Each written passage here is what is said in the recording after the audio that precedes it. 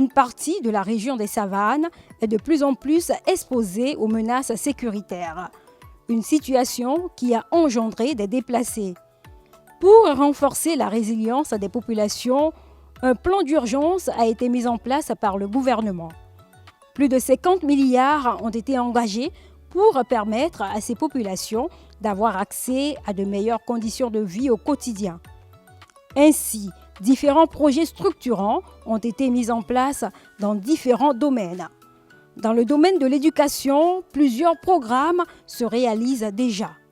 Le PAKIB, projet d'amélioration de la qualité et de l'équité de l'éducation de base, a lancé le programme de construction de l'école primaire de Ouagnad dans le canton de Naki-Ouest, dans la commune de Tone 2 et dans le Pendjal Ouest 2.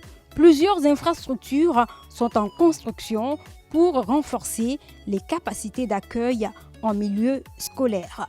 Il y aura aussi des salles de classe au niveau de l'EPP Koundouaré, l'EPP Djanchougou et au niveau de l'EPP Sanlouanga. Nous disons surtout merci au chef de l'État et au projet PAKEV.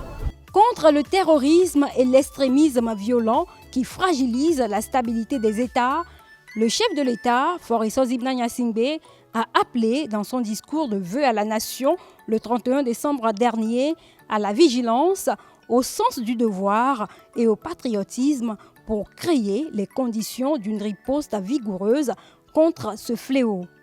Les populations de la région des Savanes se disent prêtes à l'accompagner dans ses efforts. C'est dans une joie que nous accueillons cette nouvelle et ça rassure la population et ça renforce aussi son esprit de collaboration avec les forces de sécurité pour la production de la sécurité. Donc c'est l'occasion d'exprimer notre gratitude encore une fois au chef de l'État, à son gouvernement, pour ces efforts répétés. Non seulement le monde scolaire, mais aussi nous avons reçu des vivres pour se déplacer.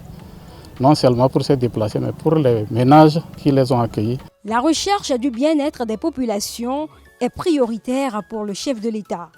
D'autres actions sont mises en œuvre afin de faciliter l'accès à l'eau potable et à l'électricité. Outre les infrastructures éducatives, des œuvres sanitaires sont en cours de réalisation ainsi que des pistes rurales dans les différentes localités de la région.